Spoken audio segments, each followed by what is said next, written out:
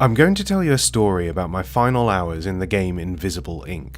A story in which kindness kills and cruelty reigns supreme. Developed by Clay Entertainment and released in 2015, Invisible, Inc. is an unforgiving tactical role-playing game that puts you in the shoes of a team of agents preparing for a mission that will determine the fate of the free world. This is not a power fantasy. You have 72 hours to get ready, to scout the world for resources and allies to aid you in this one vital goal, to take down the corporations hunting you and save the AI that's shielding you from the full wrath of their gaze. Once that timer hits 0, you are thrust into the game's final act no matter how prepared you are or not. This last mission is grueling. While all you need to do is access a particular computer station in a specific room, you are beset on all sides by cruel and unusual totalitarian maquettes, unrelenting demonic treasure hunters for whom your soul is the prize. Stealth, at least for me, quickly became a whisper of a memory as I spent hours staring at the TV screen, trying to figure a way out of what seemed like an impossible situation.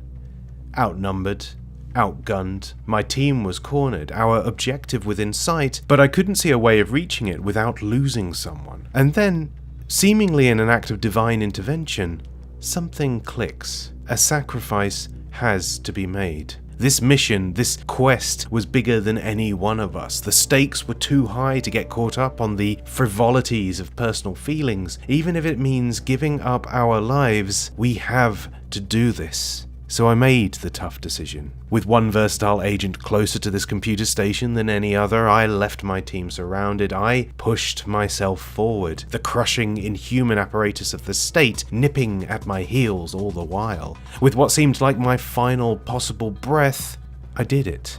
Crisis averted. The world free, if but for a moment, from the tyranny of kings. Mission complete.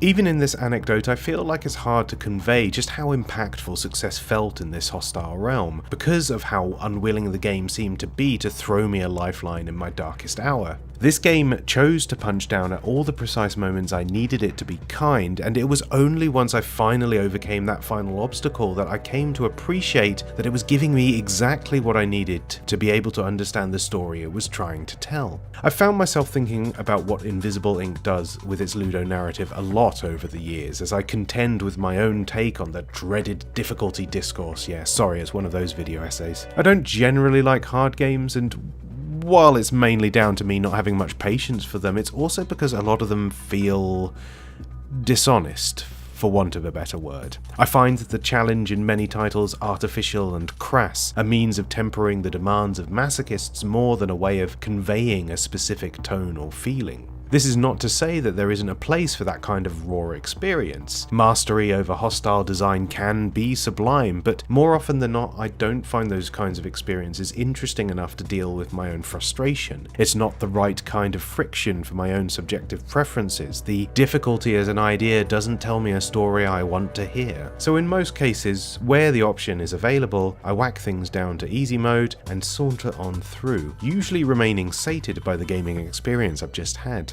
In spite of my personal leanings, however, I know that there are those titles out there that understand how difficulty as both a concept and a language set can be used to create specific kinds of experiences, ones that would not be possible without that element of the game biting back. In this video, I want to talk about some key examples of what I mean and how varied the results can be, in the hope of convincing you to think more deeply about how games are designed and why cruelty, if implemented well, can make an experience better.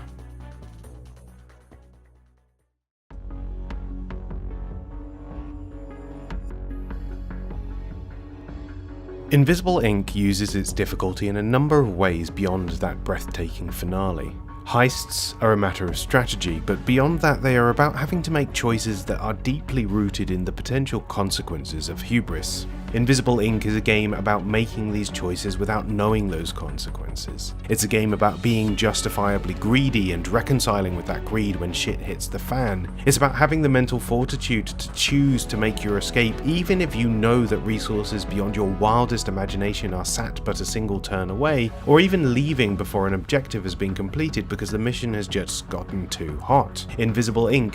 inevitably, is a game about deciding to let go of your desires in order to die another day. These ideas are enforced in the player's head through blisteringly tight system design. While predominantly a stealth game, this isn't the kind of experience you can dawdle through at a leisurely pace. There is an ever-present ticking clock that not so gently tasks you with deciding a path and sticking to it. With each turn, an alert level increases. Every 5 ticks of the clock, the overall security of the area beefs up, and your menu of options becomes tighter and riskier. Getting caught in the act speeds this process along faster, but even in your most cautious and ghost-like state, it is only a matter of time before your job gets more difficult. Ignoring everything else the game is doing, this singular piece of design enforces a great sense of atmosphere, showing the player that these buildings you explore are places you really aren't supposed to be in. Should you get spotted, your options are limited. Depending on your positioning and the layout of the room you're in, you might be able to make a mad dash for a brief respite to rethink your options, and with close enough proximity you can knock guards out, but your ability to do so is contingent on having a weapon to hand, and these have a cooldown period after use. Alongside this, an unconscious guard will get back on their feet after a number of turns and continue their pursuit. Depending on where you are in a mission, this might be enough to give you the distance to make your escape, but if there is still work to be done, you can use one of your agents to pin them indefinitely, at the obvious cost of their utility. And you have to admit though, it's hard to rob a bank when half your crew are playing grab ass with the staff. Whatever your decision, there are no permanent solutions. Well, there are, but you're probably not a killer. And even if you are, the game has a contingency for that too, raising the alert level for every dropped heartbeat. The best course of action in any scenario, of course, is to slink by undetected, and to get your dirty business done quickly. If only it were that simple, eh? Missions in Invisible Inc. are procedurally generated. A sprawling maze of rooms, locked doors, cameras, and the ever-present fog of war means that every heist is essentially a shot in the dark. Any given room can play host to a myriad of security structures. Some, as we've discussed, are analog, others digital, and the game has a number of options for tackling these too. Cameras can be disabled, doors unlocked, security grids turned off and on to create new pathways and or escape routes. Providing you are sensible with your cybernetic energy pool, there is no end to what you can wriggle your way out of at a moment's notice. But each of these contingencies wraps back around to this one core idea that you are not supposed to be here in this high-tech space. Even should you grow wise and remain undetected by the human eye, there are pressure plates on safes, cameras that don't stay disabled forever. Oh, and I almost forgot to mention there are demons in cyberspace that will notice you the more objects you hack, almost like they don't want you to win. So long as your agents get out alive, a failed heist is not an automatic game over. However, your actions are, one way or another, permanent. As a globe-trotting champion of justice, you choose your battles not only on the basis of risk versus reward, but also based on the most critical and least available resource of all, time. Remember when I said you have 72 hours to prepare for the final mission? Yeah, that's also a major factor in your decision-making process. Moving from one location to another incurs a specific time cost that cannot be refunded. Some journeys are shorter than others, but each one takes out a solid chunk of your remaining time, and those precious hours get eaten up really quickly if you're not careful. Because of this time consideration, you end up having to play a long game with the densest iteration of that fog of war you experience at the micro level, choosing a site to infiltrate based not just on its potential benefits to you in the moment, but in how much the investment takes away from what could be available in the near future. It is only through successful heists that you unveil ensuing opportunities and better steel yourself against the challenges that await you in that final mission, and you really don't know where those opportunities are going to be situated. The question then becomes, do you take the short hop between cities because it's there and it frees up time in case something better but further away crops up after? Or do you allow fate to take your hand and live in the moment? The first time I played Invisible Inc., I was not time-wise. I made my choices haphazardly, and as a result I went into this last heist with little more than the clothes on my back, but at least in this scenario my team of plucky upstart agents were alive and well, because even that is not a given. While your team are versatile and smart, they are but flesh and bone, and the world is far too big for them to conquer. You are forever venturing through hostile territory where, should you linger too long, you face the wrath of the gods. This is a game in which life is precious and not so easily replaceable, but it's also a game where your foe seldom respects the sanctity of your being.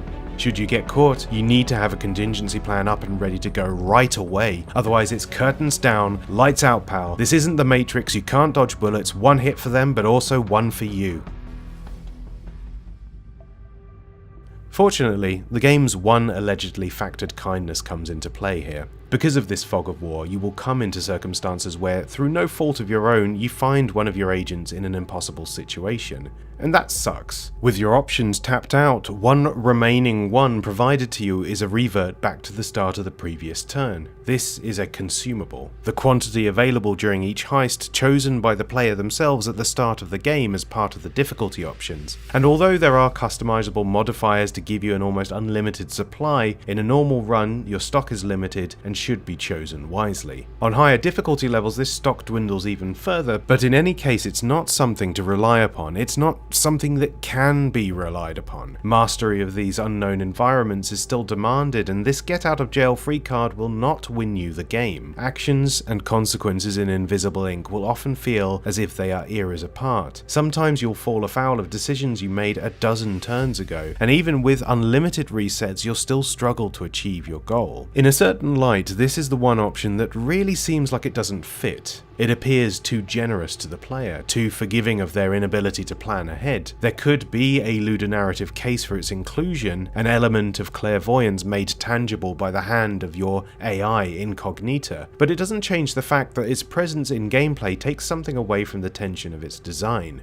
As I'll go into later in this video, sometimes the presence of seemingly generous design decisions is a red herring, something that looks like it's there to help you out, but in reality only exists to highlight your own poor performance. Because at the heart of all this is a simple truth. The difficulty is not there to be mitigated, it must be embraced. If you refuse to engage with this simple reality, you are explicitly missing the point of the game. In many ways, the story I opened with is indicative of Invisible Ink's greatest success. It's understanding that the real magic of any good heist story is maintaining the illusion that your heroes might not make it. That nagging doubt, if built correctly, overwrites any and all conventional wisdom that would indicate victory as a given. What Invisible Ink does with all of these systems, all these obstacles to success, is present a space in which victory is not a given. But because of that, when you do inevitably push through and succeed, it feels so much more rewarding for it. It's adrenaline pumping, the feeling of finally overcoming such fraught trials and tribulations, a game that really puts you in the shoes of the underdog both narratively and mechanically in such a way that I cannot conceive of a game like this even working without that level of challenge. Invisible Ink is hard. More than hard, it is cruel, but that cruelty for me is necessary to achieve that sigh of relief, that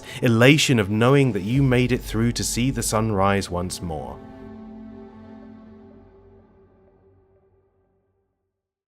One thing you can say about Invisible Ink that highlights a certain kind of generosity is that even with its fog of war, its procedurally generated maps and stingy dishing out of rewards and resources, it is still a game that puts all of its cards on the table. A game that tells you exactly how to play it, the onus being on you to take heed of those instructions and put them to good use. Not all games are so forthcoming like this.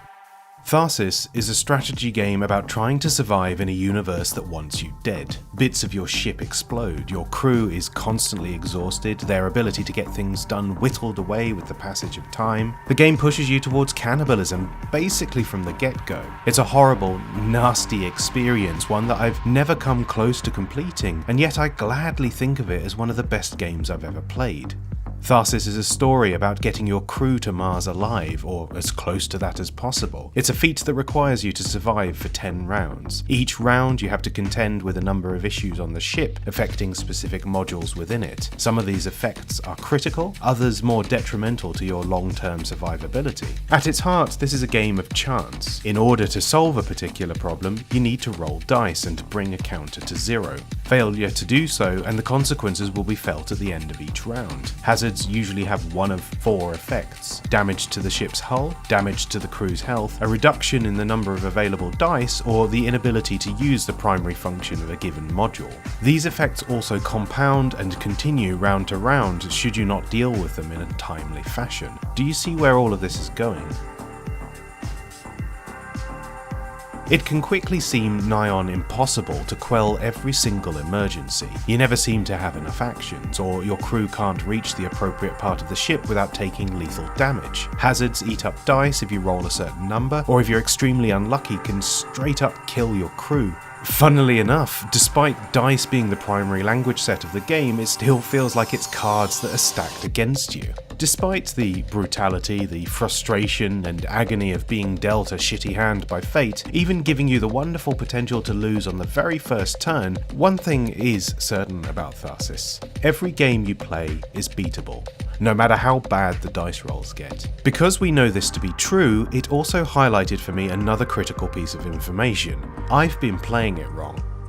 The thing about Tharsis and what makes it so brilliant is that the game as it presents itself is very misleading.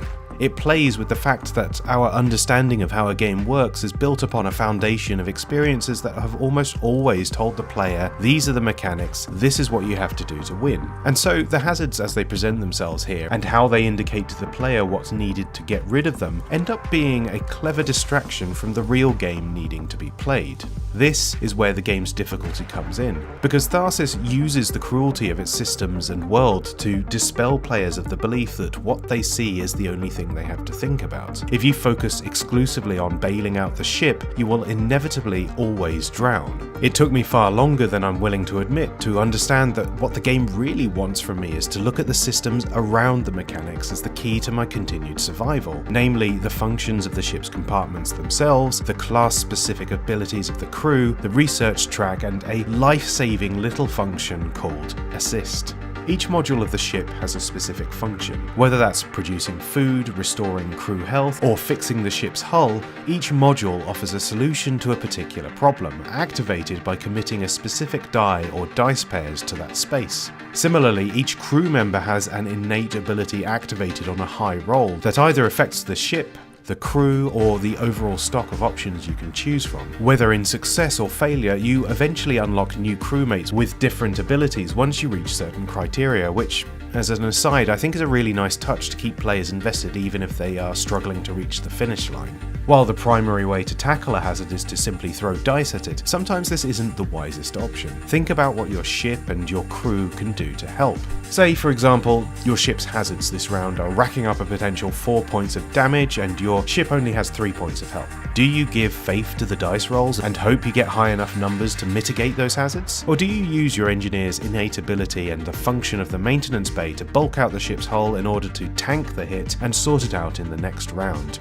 The beauty of Tharsis is that there is more than one function for any given dice, but it's sometimes hard to appreciate this when you have a pending disaster staring you in the face. These aren't even necessarily the only options available to you in a given scenario. Because you are locked in once you commit actions in a given module, it's a case of everything or nothing, you will occasionally end up with spare dice. Perhaps you got a lucky roll and fixed the hazard with room to breathe, or you find yourself in a situation where you simply can't move your crewmate without taking lethal damage, in any case with dice to spare but no one to spend them on. This is where the research track comes in. Dice can be slotted neatly into this 6-piece points system, one for each of the 6 faces of the die, and it offers up a range of randomly allocated abilities. Things like negating the damage penalty for moving through impacted modules, or taking a chunk off the counter for a specific hazard, giving the crew extra dice, or increasing food production, reducing stress, additional assist. The more dice you slot into this track, the more potent the ability you can activate, but crucial to this, your options are random and reshuffling the track requires a point cost. It is highly contextual what you do with these abilities, and having enough dice to activate them is contingent on a wide array of factors working in your favour. Sometimes the dice rolls are not kind, sometimes they cause injury, sometimes they end up static, sometimes they just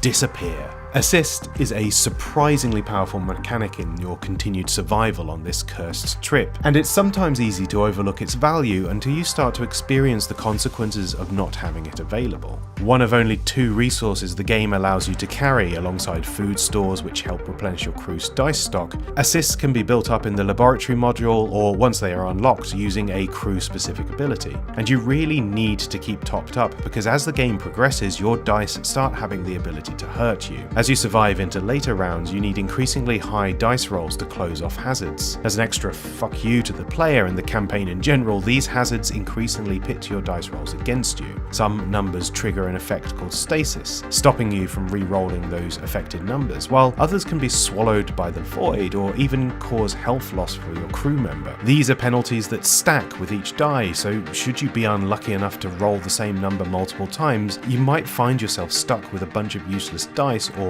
worse, murked before you can even decide where to put them. Assist is your life ring in this situation, blocking the negative effect on one die completely per stock available. Because your supply of assist is limited, investing in ways to efficiently renew it is an essential strategy to staying alive while you're trying to stay alive. Without it, the cold, uncaring void of space becomes your grave. But hey, the upside of that outcome is at least your body won't go to waste. Plenty of good eating on a corpse, baby.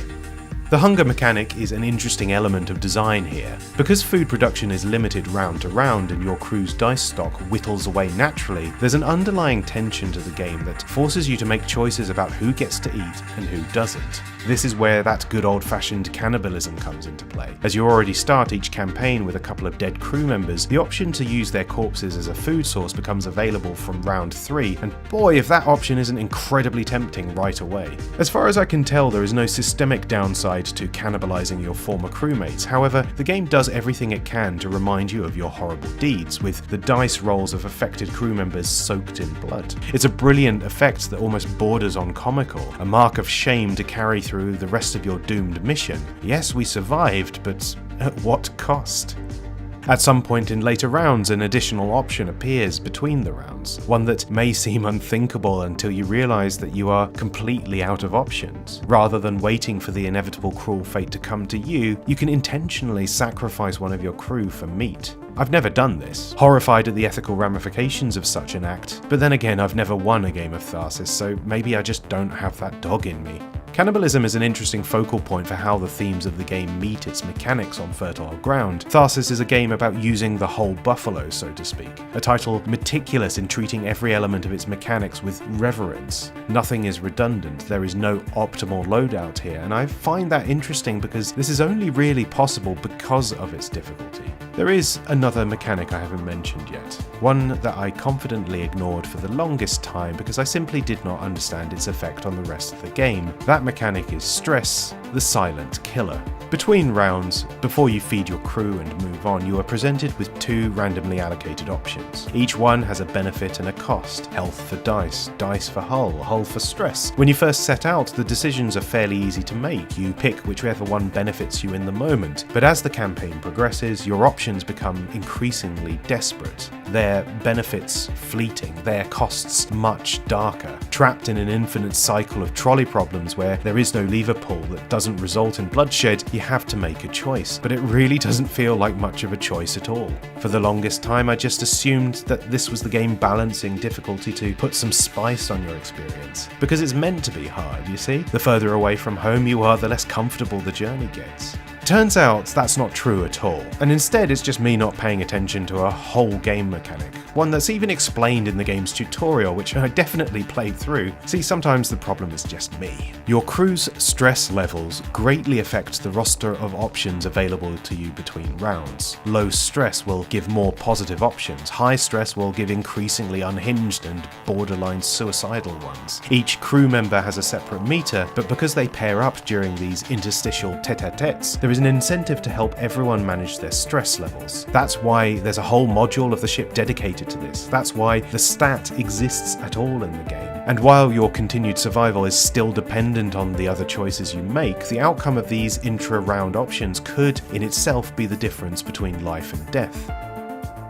No single thing that I've mentioned here is a direct solution to a problem per se. Often, many of these functions appear almost counter to the big glaring goal of making bad number go down. But when the objective is simply reaching Mars alive, you can get by with a little bit of duct tape and steroid use. In a peculiar way, Tharsis feels like a sharper, meaner version of The Martian, the Ridley Scott film based on the novel by Andy Weir that chronicled the trials and tribulations of an astronaut left behind in the wake of a disaster, and how they they defied their own fate by thinking outside the box. A lot of good space fiction does this, presenting a problem seemingly impossible to fix, then letting its characters figure out a way of fixing it anyway. Tharsis's great strength in this regard is that it recognizes that the key to survival is that perfection is the enemy of good. All your plans will be bitten down on by the serpent of chaos, and that the only thing standing in the way of total annihilation might not seem like much until you put your brain to work. And hey, with enough strategy and planning, you might not even need to eat anybody.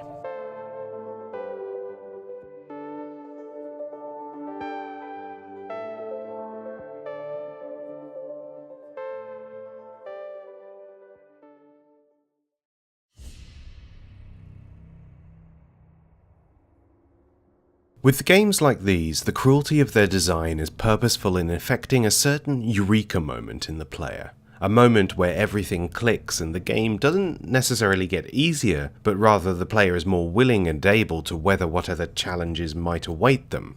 What I've spoken about with Invisible Ink and Tharsis is only one aspect of this idea, where the ability to sit back and read a situation to your heart's content is, in its own way, a spectre of generosity ill-afforded to a whole other side of the medium. There's this other half of difficulty in games where, in order to succeed, there is a demand that you get on a game's wavelength, in real time, to understand its rhythms and specificities, all the while some great monstrosity is coming down on you with less than righteous fury. That click moment is a crucial feature in any game that wants to test your skill. Through it, a brutal challenge can pave the way to a sense of accomplishment unlike any other. Less the sensation of only just surviving an onslaught, and more the feeling that you can now take on the world.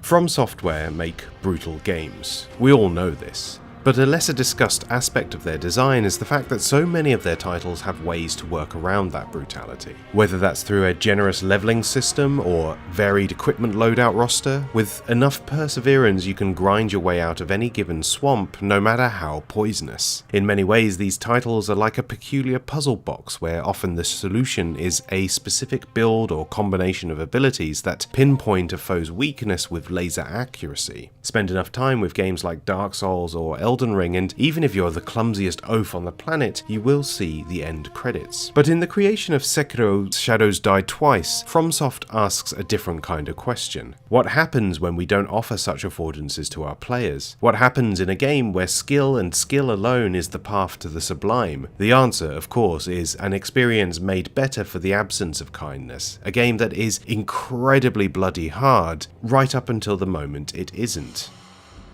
Sekiro is, at its heart, a sword-fighting game.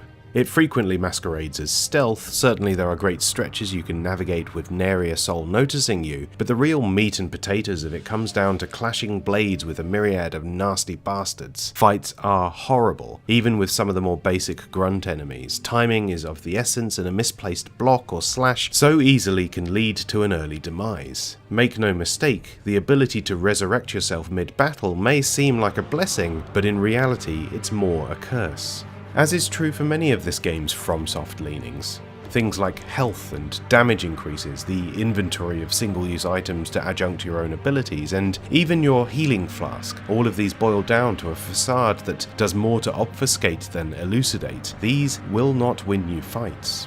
Where the other two games I've talked about in this video have been about understanding the system outside of the system and reconciling with the fact that what you see is not necessarily what you get, Sekiro for me is the opposite. If you don't master the fundamentals, all the other stuff is functionally useless to you. The game is the game.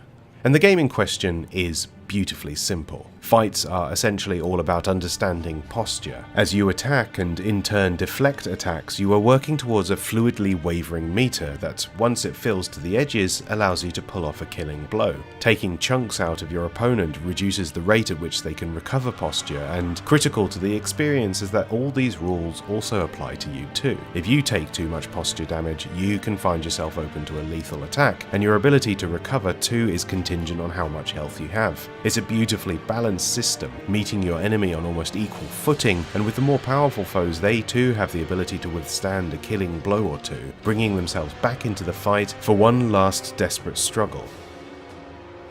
Fights are satisfyingly kinetic. The sensation of clashing blades animated so beautifully that you almost feel the vibrations sting your wrists. And that feeling of elation when the camera draws in close as you go in for the killing blow never gets old. It's a brilliant combat system, and while in itself it is brutal and challenging, every fight feels fair. Which begs the question, why is it that there is all this other stuff in the game? A question that I don't think I have an answer for. The upgrades are an interesting design choice in particular here because you can't really grind for them like you would in other games. They require you to demonstrate your worth in combat, frequently with foes who vastly outclass you. In this sense, it does seem like a bit of a funny reward. Less a leg up for future battles and more a sort of medal of valor, a demonstration that outside of the critical path you have sought out this game's toughest tyrants and put them to the blade. What Sekiro does with its leveling system is equally fascinating, as it offers little in the way of raw statistical advantages, instead opening up your language set with new moves. These do give you an advantage, but only once you learn their place in the rhythm of combat, and even then you still need to understand and master the basic principles, and it is very clear how little of these additions you actually need to beat the game. Having said that, let me tell you, the feeling of landing a Mikuri counter the first time, better than sex. The key to understanding Sekiro's appeal and why its difficulty is essential to the experience as a whole is that you simply would not get the same sensation of mastery without the uphill struggle to get there. But bloody hell, that hill is a steep climb, and in classic FromSoft fashion, the game has a staggeringly cruel final trick up its sleeve. You die a lot when you first play Sekiro. I still die a lot playing Sekiro. I'm really not very good at the game. What I find interesting about the experience of being humbled in this way, however, is that it doesn't carry with it the same sting as what I felt playing games like Bloodborne or Demon's Souls. Resource loss feels less painful, perhaps because it is less tied to the path of progress, and you have this innate ability to resurrect yourself once per battle as a sort of saving grace to overcome those little hiccups you might find yourself fallen afoul of. Defeat still has that particular stench about it, but it doesn't kick you in the balls in quite the same way. However, this is still a FromSoft game, and because they have their reputations as masters of the bastard arts to maintain, Sekiro does something else with its death mechanic, something more insidious. There's a thing in this game called Dragon Rot. It can trigger when you die and return to a sculptor's idol, this game's version of the iconic bonfire. While it does affect a stat called Unseen Aid, which gives you a percentage chance to not lose any accumulated money or experience, its real impact is that it infects those few NPCs in the world who aren't baying for your blood. Mechanically, what this means is that any in-progress questline with the affected NPC is stopped dead in its tracks until you can find a way to cure them. Narratively, what this means is that your cursed immortality is bought with the life essence of the vulnerable and the innocent. It's an incredibly gnarly concept, and if you spend any amount of time thinking about it, it's probably the nastiest thing to be found in any FromSoft game. You fight the good fight, and someone else pays the terrible price for it.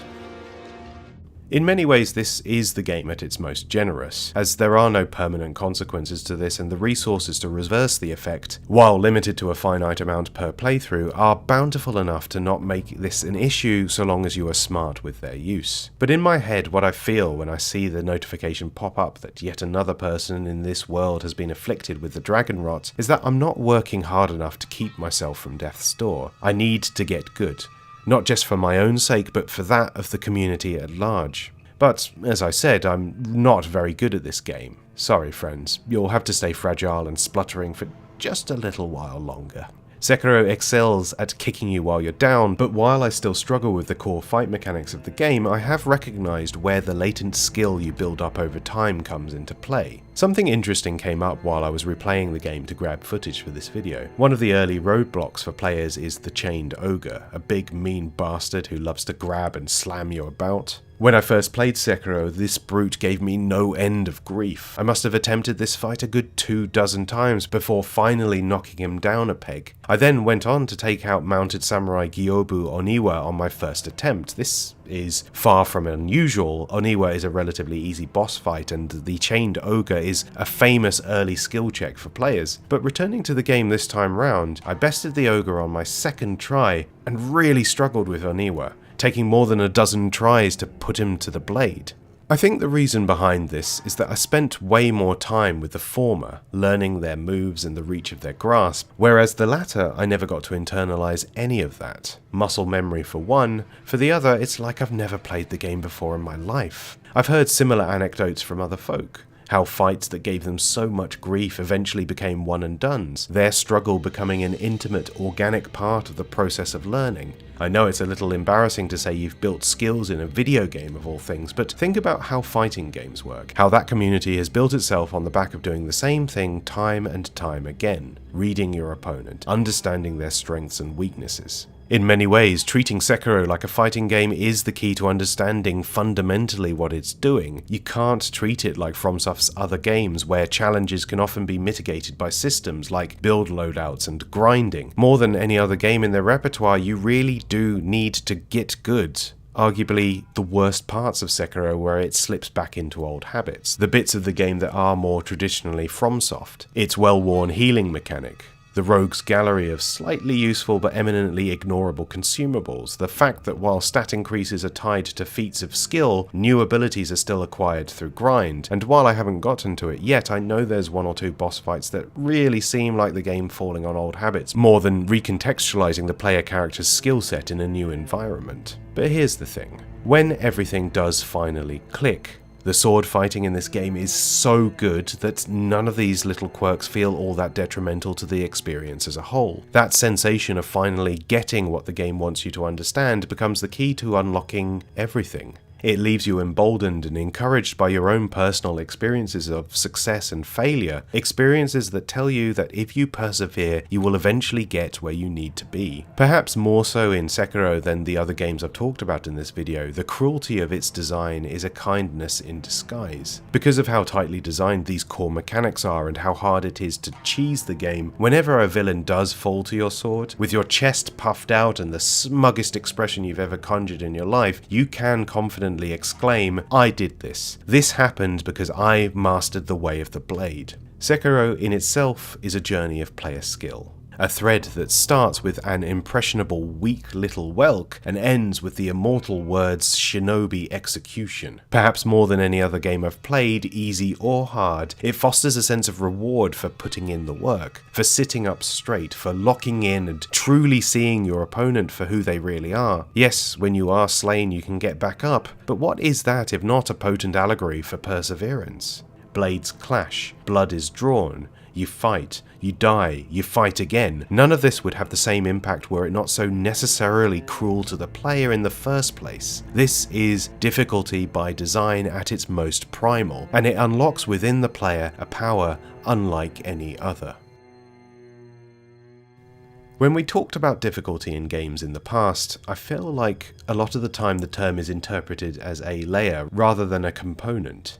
It's the thing you gently sift over the top of an experience as a treat for the dedicated few who draw meaning from masochism and mastery. More recently, however, I feel like the culture as a whole has come around more to this idea that it can be used to craft a more organic sense of emotive storytelling. Something that reaches into your gut and activates your fight or flight. Something that makes you sit up, focus, take notes, or even practice for hours on end just to get the peculiar rhythms down to a fine art. It can be used to make players understand that the mechanics presented are not the only way you have to play, or to seek empathy with experiences that are not our own. In the right hands, cruelty can be beautiful. With the right mindset, it can be enlightening, and in some cases, even necessary.